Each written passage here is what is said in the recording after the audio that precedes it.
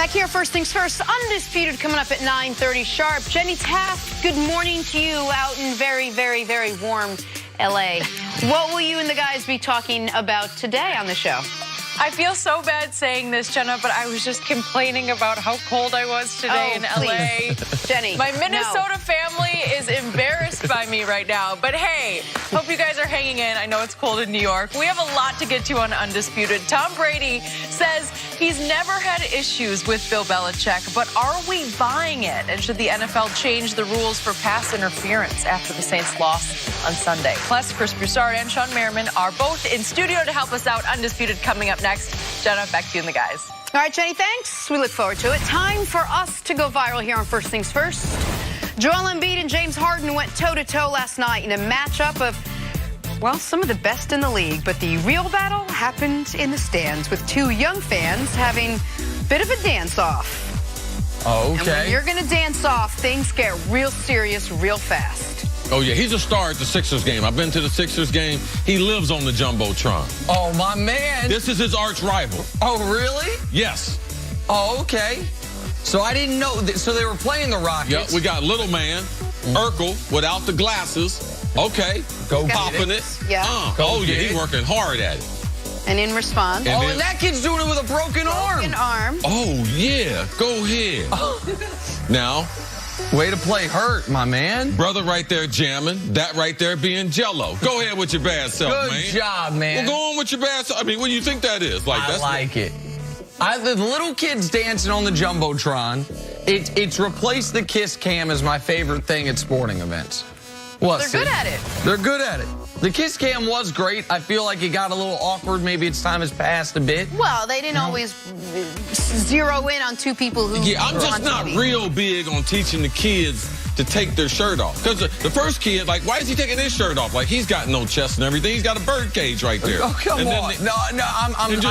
I'm censoring you. I'm censoring You're not censoring me. You don't know what the heck I'm going to say because I don't know what I'm going to say. Okay, right. That is true. But they shouldn't be taking their shirts off, skinny or healthy. Okay, fair enough. I say if you're under 14 years old, do whatever you want. If you're under 14 years old, you got little kid ability to do what you parenting want. skills not necessarily. Whoa. I'm an exemplary parent. We've talked about this. Why did the people at the school say, Danielle's out of town. If you need us to come by this weekend to help you with the kids. They didn't. What? Did they really offer that? Yes. They did offer that. Absolutely. They think I can't handle Jill's like, is that available? I didn't know that. I go, what's the name of that school and are they offering services? Back to the Patriots. Tom Brady and Bill Belichick are preparing for their 9th Super Bowl as a tandem. After Sunday's win, cameras caught a special moment as the two were seen embracing, saying they love each other. As you'd guess, it was a hot topic yesterday. Here's Tom Brady on his relationship with his longtime coach. You know, we've always gotten along great. We've worked together for 19 years. So, you know, we've been had the same goals in mind for 19 years. And, you know, he's been just a great, great mentor in my life, a great coach. He's taught me, you know, more than, you know, anyone ever could about the game of football. You know, I've always just loved playing here and playing for him. He's the greatest coach of all time, and we just had some incredible moments together. CeCe, do you think the discord between these two is a little overblown, not just this season, but in the prior season leading up to it? Absolutely. Any story coming out of New England, they've been the most successful organization the last 20 years. Any story coming out of there, since I've been covering them, since I've been around the NFL, they all have been overblown, regardless of if people thought they were guilty of something, if not, because that's the type of attention that New England has generated. And I like the fact that Tom Brady, because Bill Belichick is not signed up to try to be a life coach. Bill Belichick is not trying to be a role model. He's not trying to grow young men up to being great men. He's there to teach football. And Tom Brady said it.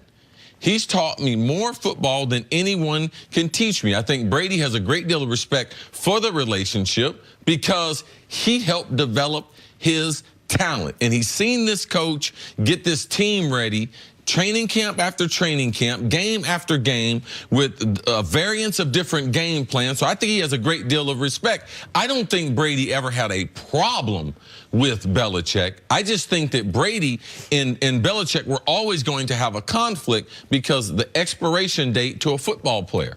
Belichick believes in getting rid of guys before they get outside of their prime. He believes in trading guys. Before that, he believes in also not signing older players to long-term contracts. So I believe that Brady's play, especially from the time he was 38, 39 in the 40 season where he was MVP, those things were in direct conflict with what Bill Belichick thinks how long a guy can play football. And listen, any relationship is hard, especially long-term relationships. So there's a reason bands break up. There's a reason that the 60 Minutes been on the air for so long, but it's not like it's the same two people on 60 Minutes.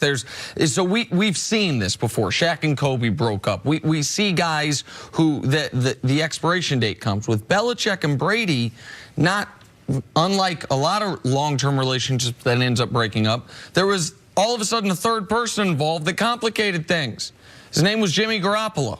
Like, that, to me, was the complicating factor last year, which is why last year we heard more about the Belichick-Brady relationship. Because it came to a head. Because Belichick had a plan based on, I think, a logical assumption of when Brady's career would start to tail off, and the plan was Jimmy Garoppolo. And then right in the face of that plan was Tom Brady coming off a 25-point comeback in the Super Bowl, following that up with an MVP caliber season. And so there was some type of meeting with Kraft and Belichick, Brady, whatever his influence was. After that meeting, Garoppolo got traded.